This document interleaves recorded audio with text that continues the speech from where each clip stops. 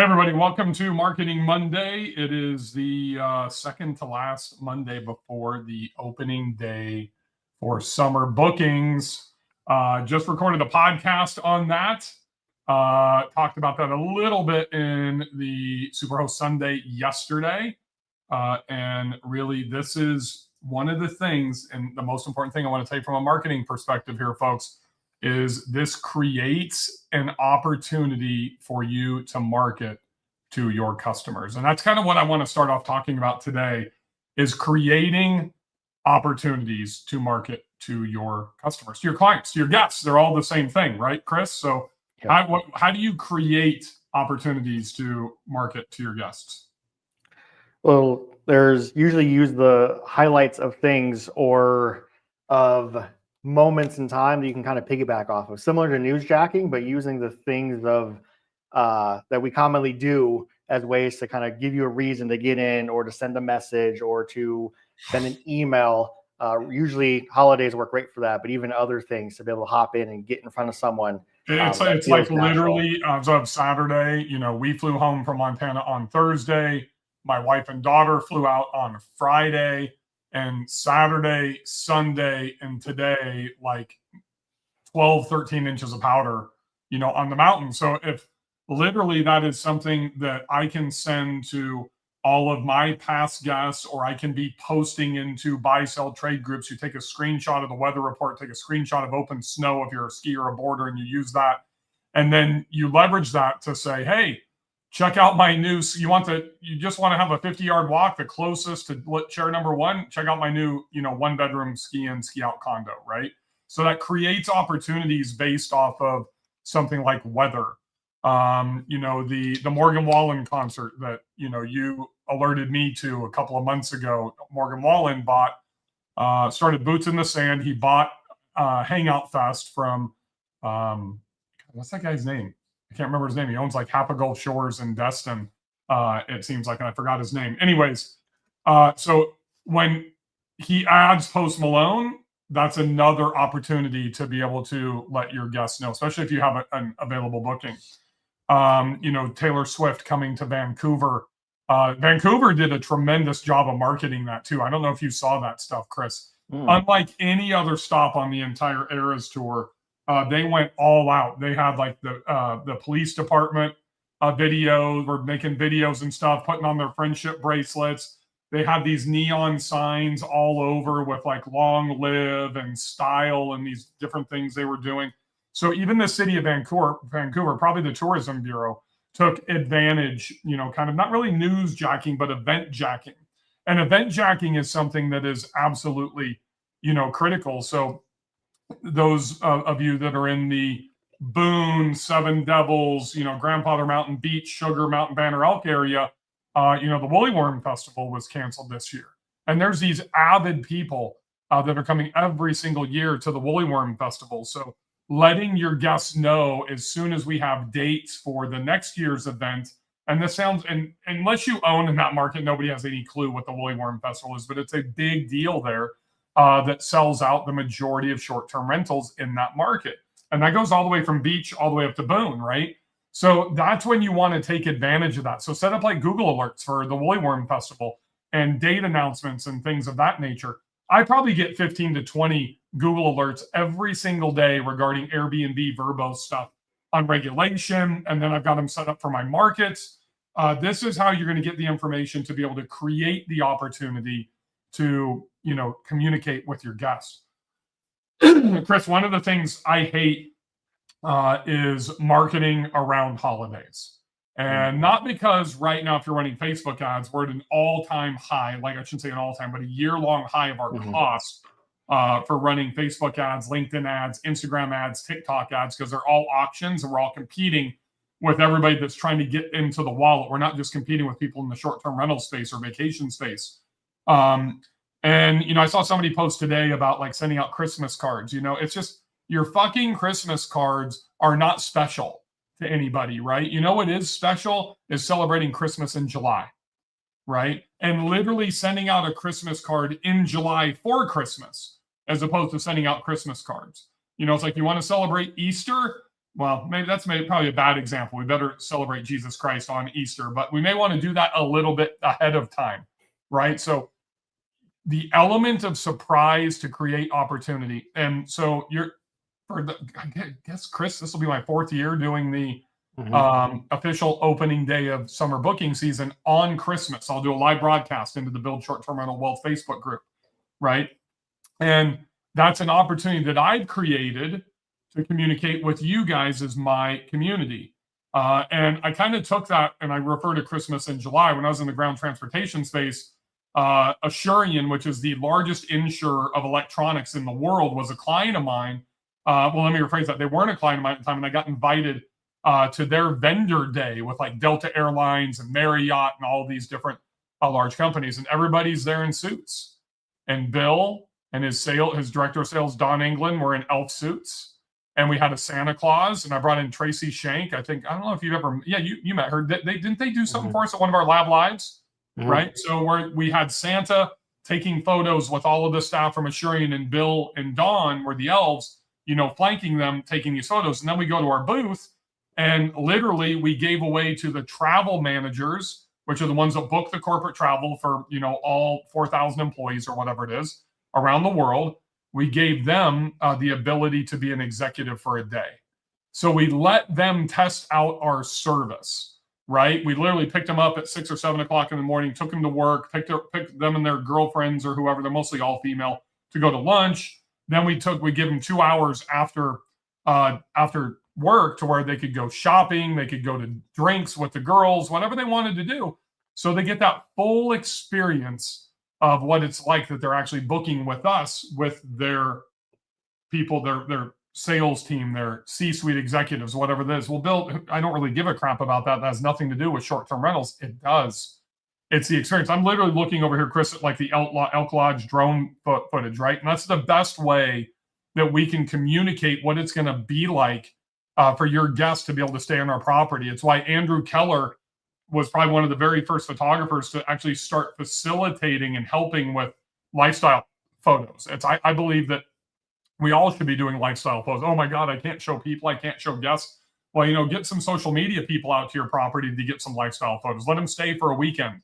So if we can showcase somebody sitting in our hot tub staring at the view, if we can showcase somebody skiing, next to our house, if we can showcase somebody on a boat or fishing in our lake, or, standing up on a paddleboard or a kayak out in the river, whatever that is, if we can, have, a group of people, family, kids, Christmas morning, girls retreat, mastermind, whatever it is, around a crackling fire and get some good photos or videos, that's what's really going to make the human being that's looking through your listing, that's looking at your Facebook post, your Instagram feed, your TikTok, kind of place themselves. Wow. It's not just, you think about a fire, right? It's not just about seeing the fire. It's about hearing that sound of that crackling, right? That cheap wood like we got from Safeway, at the mastermind last week. We'd never fired up my fireplace brand new in my brand new house. And that thing was just crackling and crackling and crackling. We had to close the fucking doors. So the throw rug didn't catch on fire, right? But that's like 50% of the deal. It's not just what we see. It's like tapping into all of our sensory, components to, if we can hear it and we can see it, that's like double the effect, right, Chris? Absolutely. I think that's something that a lot of people miss, that you're presenting an emotion. I think that's where people get messed up on ads, whether it's writing the copy, that it's not, people get so factual. As this many bedrooms, and there's the TV, and there's this over here, and there's that over there, and there's a hot tub. And you're like, well, why is the hot tub there? Why is that important to someone when they're on vacation? Why is the fire pit important to someone on vacation? Why is the table that you actually all can sit at when you're having a family get together important for someone when they're on vacation? The why of it is the stuff you tell about, the stuff you show in pictures, the stuff you show in video, because the why is the reason people make the decision, not just the elements that are there. Well, I mean, I think that you brought up like the table, right? I look at a dining table. I will not purchase a property. And this marketing goes all the way back to when I'm actually looking at the Zillow listing or setting foot inside the property the very first time. I will not buy a property to where the entire occupancy cannot sit together to have a meal. Whether it's inside, outside, it could be a dining table with an island and 4 or 5, stools. So like you look at the big house that we were just at. I can't remember, but I think the dining table sat 10. We had, I think it was 6 or 8 bar stools. Maybe it was 6. Does that sound right? Or was it 8? I can't remember. I think it was 6. With ginormous couch. It's like 13 feet long, right? We can put 5 people on that couch easy. Probably actually 6 on that couch if we wanted to. And then the 2 chairs. So if I got 2 chairs, 6, that's 8, plus 6 is 14, plus 10 is 24 people, all in that one room. And then we brought in a couple of extra chairs, from the desk in one of the rooms and the sitting chairs from one of the other rooms. I think we ended up being able to seat like 26 people there. And that's with me and Chris standing and doing that type of stuff. But that's a huge deal. It's one thing to show a dining table, even when it's like got the chargers and the plates and the napkins and the glasses of wine. It's another to show 6 or 10 people sitting around your dining table, right? So those are 2 completely different things. You can send a message with the dining table unmanned or unsat at. You send and spark an emotion or a feeling when you can see a family sitting around that table. I mean, think about if you're trying to sell, Thanksgiving dinner or Thanksgiving, holiday to your guests, how much easier it's going to be. And I mean, honestly, I don't want to be hypocritical. I say I would do this. I would stage the whole freaking cranberry sauce, the turkey, the rolls, all that type of stuff. I mean, if I could get 8 or 10 people to like go to my Banner Elk property or in Montana or whatever to come over and say, that's a great idea, I might stage that because, after Christmas, we're taking our friends to, Montana, and I might stage it at all 3 of those bigger houses to do that because I've never really thought about that before. But as we're talking about this is what really creates that opportunity from a marketing standpoint. And I'm going to tap in on something that some people who don't necessarily know you as well may not recognize, but that I just saw in that moment, the idea that we just kind of had of like, hey, that's a way to stand out that no one else does, quickly develop into execution of an opportunity to actually create that moment with the speed of doing that. Like, this isn't something, well, next time we do it or next year when we get closer to Thanksgiving, that's when I'll do it. But I just wanted to like peel back your brain for a second for those of you who don't necessarily know you as well, of like, you just saw one of the reasons why you are so good at what you do. It's because you'll take something, the thought, quickly turn it into the ideation of how that would actually be executed, and already started to lay the groundwork of, what, this can happen on these dates and this time, and already moved it into a place of the 2 steps down the road where most people would still be like, maybe we should, maybe we shouldn't. I'll think about whether we should have some of that staging stuff. And I just want to highlight that for everyone because it's something I see because I know you so well, but other people may have just glanced through of them like, oh yeah, that's kind of a cool idea, but not saw the whole process that just happened there. Yeah, I don't even really understand. That's not really, I guess I don't see that. But now that you point that out, that's why you haven't got me my fucking winter photos yet of Lodge 93. So what do you think I'm making Gentry do today? She's literally out there shooting at Lodge 93 because Chris hasn't got me my drone footage or my shots with the snow yet. Because and it's just, I'm just only saying this. I'm not mad at Chris because he's been busy and we've been traveling. It's the speed that's critical. I need those fucking photos immediately, right? So I've got Gentry doing it and sending me over samples because I need to get my listing updated so I can get more bookings in January and February. And if I wait for 3 or 4 weeks, I lose the opportunity. And this is with everything, right? It's now. It's if you procrastinate, or you just think, hey, I'll get to that in a couple of weeks, then that's where I get to go right on past you, right? And that's why I love people like Cody Sanchez and Pace and the people that get me and those 2 people are like faster than me, right? And the speed is critical, and I'll go back to the boots in the sand. I mean, I think you sent me a Slack message.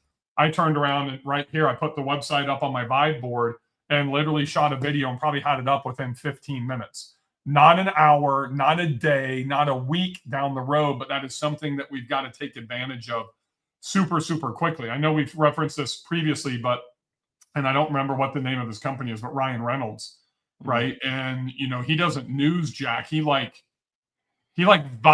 event jacks, the Peloton chick and all these different things that he does. And I forgot, what does he call it? I can't remember. He came up with a name And it's all based on taking something that is viral, that's popular, that's hit pop culture. And then he grabs it and he created a whole marketing agency behind this to literally within hours or a day or two to get these massive marketing campaigns out. And he's done it for Aviation Gin. He did it for Mint. He did it for Wrexham, his soccer club he owns. He does it for all of these businesses, and he is absolutely annihilating his competition because of it. But it's all speed-based. It's all getting to that execution. And that's one of the things from a marketing standpoint. One, really go back to the very beginning of this call. I want you to think about opportunities. If you think about opportunities, you'll see them, right? It's like if you've ever seen Tony Robbins sitting, I can't remember the guy that the Vaughn something, the blogger dude with like the mullet, you know who I'm talking about? Yeah. And he's doing an interview with him and he tells him, hey, look around the room and, see if you see anything brown. And, then after he does that, Tony's like, oh, you're stretching for that. That was really like a taupe. He's like, yeah, you're right. And he's like, now look around and look for red. And then he looks around and looks for red. And he's like, holy smokes, I didn't see any of that red when I was looking for brown. So if you're looking for opportunities, you have to cognizantly always be looking for opportunities. I think that's another thing, Chris. It's different about me than other people. I'm always looking for an opportunity in everything in life, right? And if I can find that opportunity and then move on it quickly, like what you just opened my eyes to think about, and just in this discussion sparks what I call the memory jogger or the brain jogger, right? And that's what happened with the Thanksgiving deal. I can't do Thanksgiving until next year, but I can stage it when I have another family of 4 and my family of 4. Now I can have 8 people around a table, and I literally could go to both of my properties. I could do it at the main house, the guest house, at the new Whitefish Retreat. I can go to Lodge 93, and I can do it out there. And it could be, turkey one night, a brisket another night, burgers, just to show the family that's there. There's a lot of these things that can happen when we have the opportunity. So it's really simple. Just take some friends on vacation, use points to fly them to Montana like I did. And then tell them, you know what? Hey, I paid for your fucking flight. So you're going to do some work while you're here, right? Exactly what I tell Gentry, just like when we go on, people see us skiing, but they don't see you hunkered down up in the loft, hammering on stuff and getting stuff done from 6 p.m. till 11 p.m. at night. So we can leave at 7:30 and go ski for 5 or 6 hours, the next day. It's not all fun and games. It may look like that on social media, but the reality is we have to continue to execute. Absolutely. And I think people let that stuff get in the way, right? They let I'm on vacation or, I'm doing this, and then they just completely shut down. Well, that's okay. It just doesn't work that way with me, because we still have to continue to grind in the off time if we want to afford ourselves, to have the fun time, the next day or the previous day or whatever that is. And this is all the same, right, Chris? I mean, this is organic social media. This is the email marketing. And really the email marketing is really the number one thing that I want you guys focusing on. That's why I built you guys a 260-day funnel that started as a 200-day funnel. That's why I create the templates for you. I've given you the text messages, templates, even the voice drop. Scripts to be able to follow and just copy and paste to be able to get it up and running. But we've got to there's a reason also in that funnel that I've left between 20, basically once we get through those first 2 or 3 contacts after checkout, there's like 20 to 30 day gaps, right? That's because in between there, it leaves room for us to go in and find opportunity and send that one-off email to them. And, if you really want to get jiggy with it, and you're using Market My STR or something like that, you can actually send the email and then trigger a voice drop or trigger a text message to come behind it. Watch what happens to your open rates if you send an email and then you send out a text and say, hey, check your inbox. I just sent you a really important email about fill in the blank, right? And then you're going to scour. There's so many people that miss email because we just get bombarded with them, but I don't see that many people missing text messages. I think open rates on text messages, Chris, are still like between 94 to 96%. Yeah, almost everybody's opening text messages. And that's not going to last forever, folks, because people are starting to spam via text messaging. And that's going to ruin it like email, to where we got to have better, more creative headlines better calls to action, start using emojis and things of that nature. So take advantage of the texting while you can. Just do not abuse it. Absolutely. And the whole reason for the funnel is not to eliminate those one-off emails. I think those one-off emails, as you mentioned, are super important. You have 14 inches of snow coming in. It's a great thing to share, especially for those who are looking or considering, like, will there be enough? Should I book? Like, that's a great thing that people want to hear about. But the consistency of the funnel is the reason the funnel works so well, because you don't have to think about it. You have to remember to send, oh yeah, I need to send the email list, and then I'll forget about it. Then it's a month goes by. You're like, oh, I still meant to send the email out. Like, you just put them in there. They get tagged. They get sent it. They get put into the funnel. They go through the whole thing. That you receive those regular emails at intervals, and then you can add in all your extra flavor to it, and then hammer home all those special things that you do that make it so effective in between all the other emails that already exist. It serves three purposes, right? Number one is you're not going to prioritize to literally go type out emails, every week or every 14 days. You're going to forget about it, and you're going to forget about it once, and then you're going to forget about it twice, and then lo and behold, your guests have literally forgotten about you. They don't remember the brand of your property. They don't remember the name. You have to jog that memory for them to do it. So that's number two. It's staying in front of them on a consistent basis. And number three, it's to nurture them through the entire sales cycle. That's why it started at 200 days with people that had 100 to 150 day lead time, like the OBX and beach properties and stuff. And then I moved it to 260 days so you can get inside that 100-day, lead time. So now, if you are around 90 to 100 days, which most vacation rental markets are, and I get as we get closer to peak season and stuff, it narrows down. But now you've got time to go through the whole sales cycle. You've got enough to be able to stay in front of them year round, essentially. And you're not going to forget to do it because you only need to set it up one time, and then keep your eyes peeled. And when you see an opportunity, make a note, do a voice memo, whatever it is. And here's what I think the easiest way, because there's no fucking excuse, right? I get sitting down and trying to type out an email like Jim Carrey is challenging.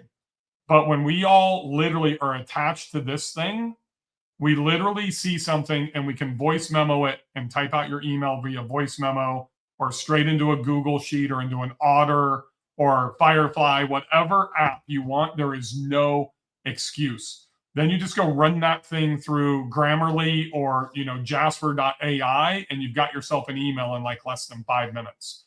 Because here's the deal: you think about a 500-word email. That, for me, that's 2 minutes of voice dictation. So I'm literally less than 5 minutes to write, to voice memo and then transcribe a 1,000-word email. And about half of the emails that you see that come from me are actually started with the voice memo app or directly into Otter or something like that. So it's still me. I'd personally rather do that than try to use ChatGPT to write a stupid fucking email, because ChatGPT is not going to create enough value for you. It doesn't know anything about your individual property or your avatar, your buyer persona, or how you're trying to position that, right? So that's the thing. And it's like we talked about with the utility inside of your listing, right? This is about sparking the emotion. This is about attaching to them. So really think about things that are not about your property, and that's what you want to send to them. Your property becomes, kind of the byproduct of you making a connection, earning trust, building relationship, and then informing them about reasons why they should come back to your market or go to a new market, a different market that you actually own in. And then the property is the byproduct. It is not the focal point. I cannot emphasize that enough. It is the byproduct, and all of, God, Chris, I don't know, maybe 95% of the people out there that are getting it all wrong think that the product is their property. It's not. It's secondary. It's the byproduct. Nail that. Search for opportunity, and please, please, please send an email to your guests between now and Christmas Day. You have 9.5 days to do that. Make it exclusive. Let them know, hey, thanks. Just literally thanks for being on my VIP past guest list. That's all you have to say for somebody, for probably 40, 50% of those people to feel special, right? Thanks for being on my VIP past guest list. I'm giving you this exclusive offer before I make it public. And we don't want to bullshit anybody. So literally you could just post it to Instagram 2 or 3 days later, and that makes it public. right? Even if you're sending to your entire email list, right? Is that technical? 100%. Is that marketing? 1,000%, right? So exclusivity and urgency. Don't ever do false urgency. You know, Chris, a lot of people think, oh my God, you know, Bill's, you know, trying to sell skis, you know, to the ski retreat. Like he had 10 seats available. And we've had one available for like 2 months and I can't sell that last. Ruben's coming. I know, right? Did I send that to you? Yes. Okay. So did you register him? I will as soon as I. Or no, not Ruben, Eric Corson. Eric Corson, yeah. Eric Corson's in.